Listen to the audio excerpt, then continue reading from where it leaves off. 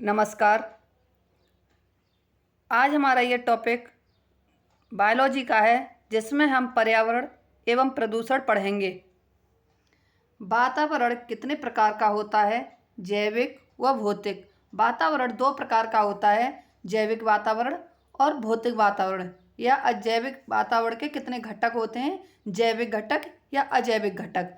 तो जैविक घटक वो जो भी जीवित होते हैं वो सब जैविक घटक के अंतर्गत आते हैं, और अजैविक घटक वो जो जीवित नहीं होते हैं। जैविक वातावरण में क्या क्या आता है? बृहदाकार एवं सूक्ष्माकार पौधे तथा जंतु।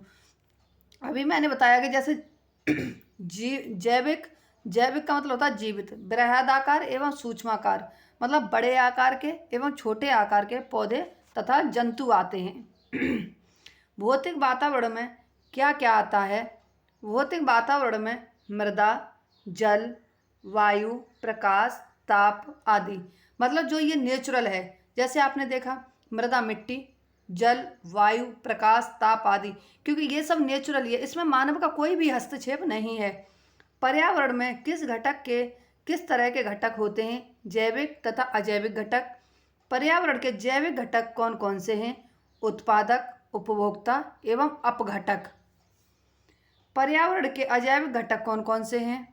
जलवायवीय ताप व जल, अकार्बनिक पदार्थ, नाइट्रोजन, कैल्शियम, सल्फर, फास्फोरस और कार्बनिक पदार्थ, प्रोटीन, कार्बोहाइड्रेट और लिपिड्स। वातावरण का प्रत्येक भाग जो पौधों पर प्रभाव डालता है उसे क्या कहते हैं? पारिस्थितिकी कारक। पारिस्थितिकी कारक कितने प्रकार के होते हैं? ये जलवायवीय कारक, मृदीय कारक, स्थलाकृतिक कारक व जैविक कारक। वायुमंडल में सबसे अधिक मात्रा में पाई जाने वाली गैस कौन सी है? नाइट्रोजन। जो जीव पर्यावरण में अपना भोजन स्वयं बनाते हैं उन्हें उत्पादक कहते हैं। जो जीव अपने भोजन के लिए दूसरों पर निर्भर होते हैं उन्हें उपभोक्ता कहते हैं। जैसे ये मान लो जो जीव पर्यावरण में अपना भोजन स्वयं बनाते हैं उन्हें उत्पादक कहते हैं। उत्पादक पेड़ पौधे होते हैं, और जो जीव अपने भोजन के लिए दूसरों पर निर्भर होते हैं वो उपभोक्ता कहते हैं। अब जैसे पेड़ पौधों को खाने वाले हैं, बकरी है, गाय है। जैविक व अजैविक घटकों के बीच पारस्परिक संबंध को क्या कहते हैं? पारिस्थितिकीय तंत्र। पारिस्थितिकीय तंत्र कितने प्रकार का होता है? जलीय व स्थलीय। जलीय पारिस्थितिकीय तंत्र कितने प्रकार के होते हैं? स्वच्छ जलीय एवं समुद्रीय। स्थलीय पारिस्थितिकी तंत्र कितने प्रकार के होते हैं? वन, घास स्थल, मरुस्थल, मनुष्य निर्मित। पर्यावरण शिक्षा की पहली संगोष्ठी कहाँ आयोजित की गई? 1972 ईस्वी, स्टॉकहोम। क्लोरोफ्लोरोकार्बन का विकल्प। क्लोरोफ्लोरोकार्बन गैस का विकल्प क्या है? HFC 134A। पारिस्थितिकी तंत्र की खोज किसने की? टेस्ले ने। पर्यावरण संतुलन को बनाए रखने के लिए वनों का प्रतिशत कितना होना आवश्यक है? कुल 33.3%। जीवधारियों एवं उनके वातावरण के बीच अंतर अभिक्रिया के अध्ययन को क्या कहते हैं? पारिस्थितिकी। विभिन्न प्रकार के जीवधारियों का वह क्रम जिसके द्वारा एक पारिस्थितिकी तंत्र में खाद्य ऊर्जा का प्रभाव होता है क्या कहलाता है? खाद्य कड़ी। स्वपारिस्थितिकी से क्या अभिप्राय है? व्यक्तिगत जीवधारी का पारिस्थितिकी अध्ययन। संसार का सबसे बड़ा पारितंत्र कौन सा है? सागर। मूल उत्पादक और प्रथम, द्वितीय व तृतीय श्रेणी के उपभोक्ताओं की संख्या का संबंध दिखलाने वाला चित्र क्या कहलाता है? जीव संख्या पिरामिड। हाइड्रोफाइट क्या है? हाइड्रोफाइट एक जलीय पौधा है। रेगिस्तान में पैदा होने वाले पौधे को क्या कहते हैं? जीरोफाइट्स या मरूदुभिद।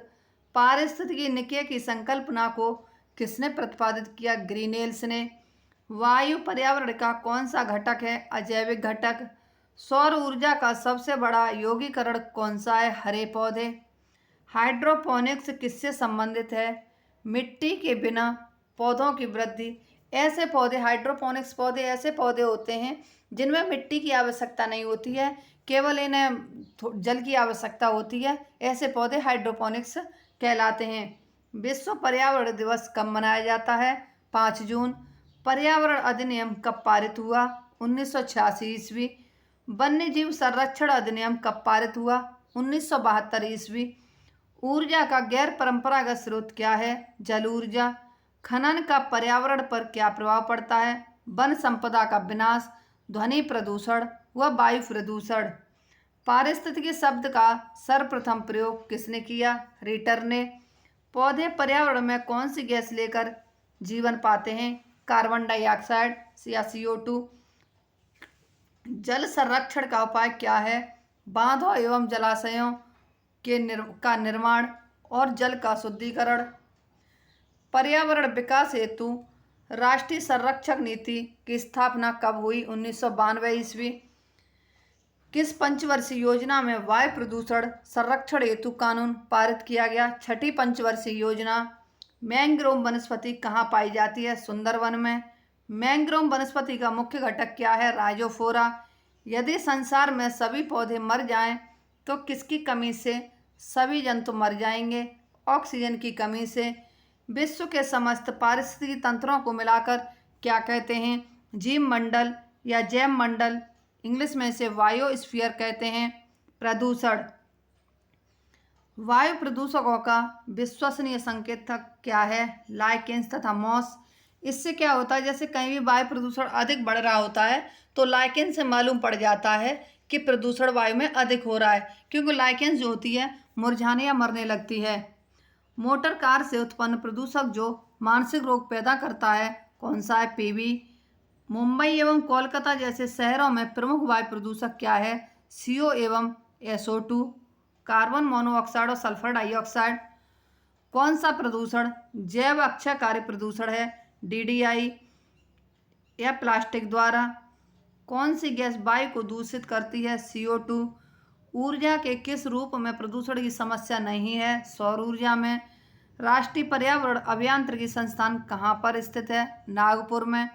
मानव जनित प्रदूषण क्या कहलाते हैं? परजैविक। मानव जनित प्रदूषण क्या कहलाते हैं? परजैविक। वायुमंडल में जिस ओजोन छिद्र का पता लगाया गया वह कहाँ है? अंटार्कटिका के ऊपर। वायुमंडल की ओजोन परत किसका अवशोषण करती है? अल्ट्रावायलेट किरणों का, UV किरणों का। अंतर्राष्ट्रीय मानक के अनुसार कितने डेसिबल से अधिक की ध्वनि प्रदूषक मानी जाती है? 45 डेसिबल की।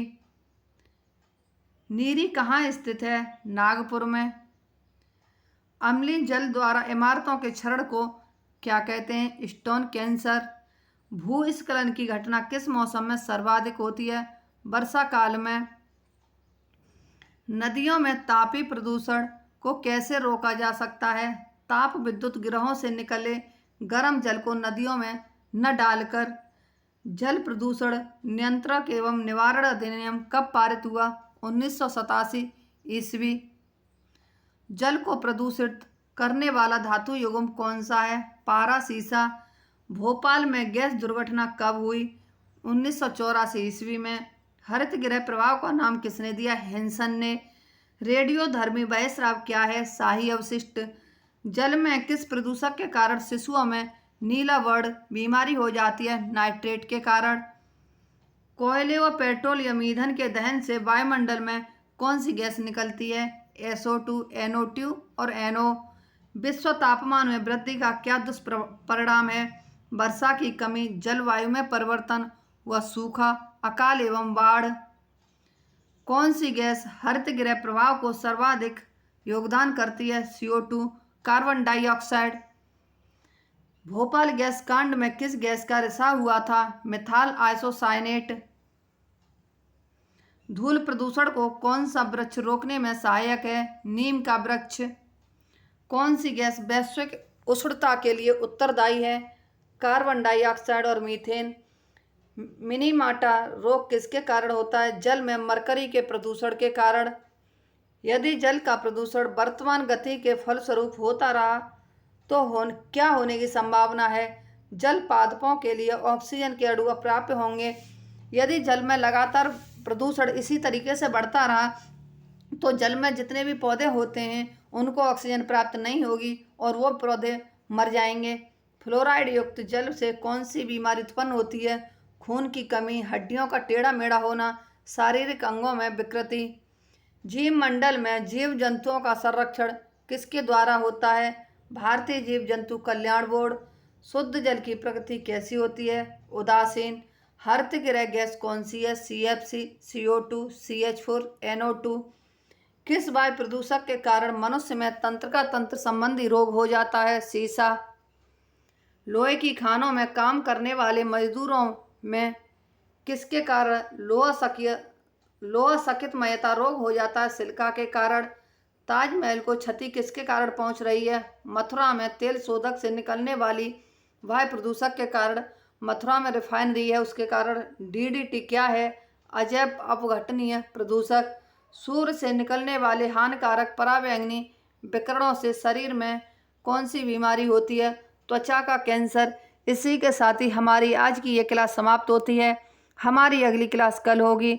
यदि हमारी ये वीडियो आपको पसंद आती है तो हमारे चैनल को लाइक, सब्सक्राइब, शेयर व कमेंट अवश्य करें। धन्यवाद।